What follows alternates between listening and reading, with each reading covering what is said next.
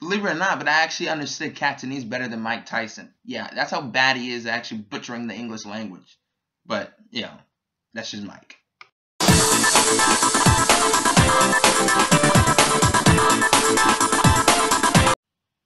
What is up, ladies and gentlemen, YouTube? That's right, I'm Chris Smith, and today I'm going to be talking about Ip Man 3. That is right, the third one of the trilogy. In case you didn't know, I actually am a fan of the first two movies. They are actually real good. If you haven't checked them out, go ahead and do that. You'll have a blast, especially if you like Kung Fu action movies, whatever you want to call it. Now, if you're new to this thing, I'm just going to say this very quickly, very quickly. Stay to the end, and then you can judge it, hopefully, whether you like it or not. But here we go. Now, the story of the Ip Man 3 particularly is about, Ip Man himself. It takes place a couple of years after the second one. He's trying to live a normal life, and then he eventually goes up against this crooked developer played by Mike Tyson, just Frank, no last name needed because he's an American. And then he kind of battles his brutal thugs, and that's pretty much our basic premise of this movie. Now, why you should see this, why you shouldn't see this, I'm going to tell you this right now. One, why you should see this is because if you actually saw the original two, then go ahead, complete the trilogy off, because Donnie Yen is badass. He's doing it even at his own, even at his age, and he's still doing it very well. Also, the Mike Tyson thing, it is a bit of a gimmick casting thing, right? And don't let the posters or the trailers fool you, right?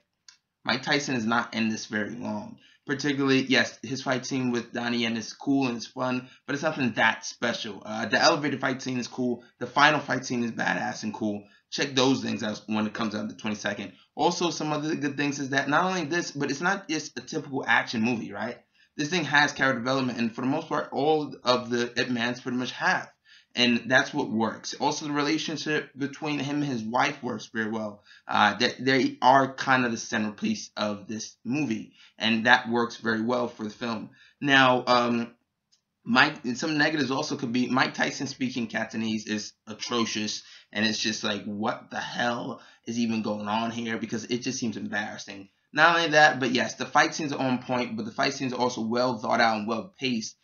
It serves the purpose of the story. Now, granted, like I said, this may or may not turn people off, but it has subtitles, right? If you didn't know. Now, this is a subtitled Cantonese movie, but if you can read, watch the damn thing. If you can read a book, you can read a film, right? Just do it.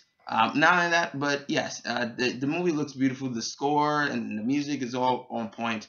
Donnie Yen sometimes could look a little bit like he's tired of this thing, but it doesn't really affect the film. Sometimes the pace issues could be done. But they have very well character development. The fight scenes and choreography down packed. Mike Tyson, it's a fun thing to watch, even though it's a bit of a gimmick / stunt casting, but he's not even a big part of the story. But yes, Donnie Yen, badass, even at his age, still doing it. I say when this comes out, go check out Ip Man 3, the final one. Yeah, there it is. There's nothing really much to say about it, except it's a very fun movie. You wouldn't have also it's a little bit different compared to the first two.